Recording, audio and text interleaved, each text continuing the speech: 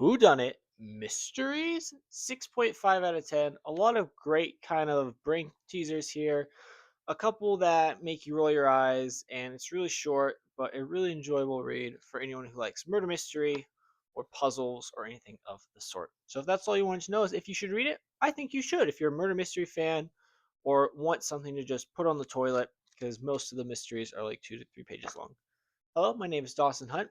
I will read the books that you've never heard of or have never seen.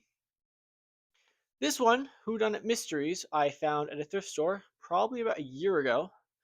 And when I first found it, I really loved it. And I read a couple of the mysteries. But then I put it in my bathroom and I kind of forgot about it. And I found it again and I just wanted to finish it. So, disclaimer, I don't think that was in the right mindset for this book. This book is, as it says right there, WhoDunIt Mysteries, more than 50 perplexing puzzles for you to solve. There's really only 51, so it's kind of funny. And how this book is set up is each mystery takes about 2 to 3 pages. The level two take 3 or 4. And then there is a hint, and then there's a solution in the back of the book. So, really, reading this just straight is probably not the most enjoyable experience because you're just kind of flooded and you just want to get through it and you just want to get to the end of the book, which is what I was at the end. So I think that's why the beginning was more enjoyable because you would read one, actually think about it, try to solve it, and then set it down and then come back to it, which is where this book really thrives the most. And I think if I had done that, I might give it a higher rating, probably only up to a 7 though, because these mysteries themselves are not that complex or not that engaging or really simple or really dumb. There's one mystery in here where a character is sent to the hospital because a letter fell on one of the characters. And like you read the solution, you're like, I guess, sure, kind of, but it doesn't really make sense. Some of the mysteries are actually really unique and really fun, and they really play with the actual case of, who's dead, why are they dead, are they actually dead, did they commit suicide, was it an accident? Like they really do flesh out a lot of outcomes in a murder mystery that I think is really refreshing. There are a couple of thieveries plugged into it. There's just a couple of mysteries in the book that really stick out to you and that are really fun to read and solve. Obviously, there's the monkey one. There's one of a dude dying because the chicken floor is metal. A lot of them, I would say, could be solved pretty easily, which I don't think this is like a super advanced read. I'd say, if you wanted to do this with your children, which is something I might do, that would be perfect. You know, it's 12 and up, depending on how you want to do death with them.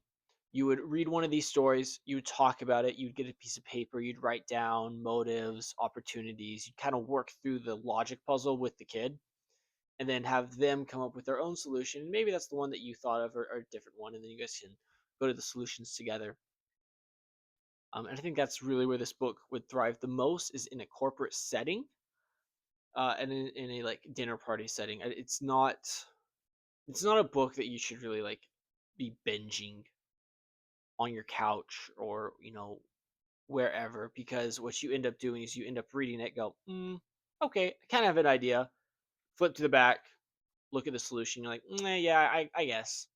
Like, there's way less reward in that. There are a couple of them that I did bing. There's a couple of them that I just didn't care, and then there's a couple of them that I got wrong.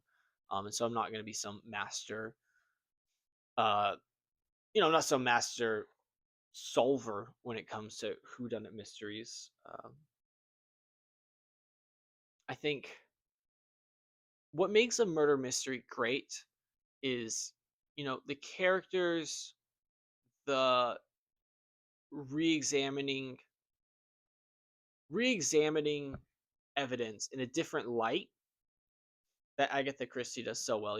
A character will say something, and then at the end, Poirot will reinterpret what they said, but what they actually say never changes. And I think that that's where this book does cheat. Is because it is a written media. They can spell things one way, and at the end, the character actually said something that would have sounded like that, but in a different spelling, which I feel like is a little bit cheating.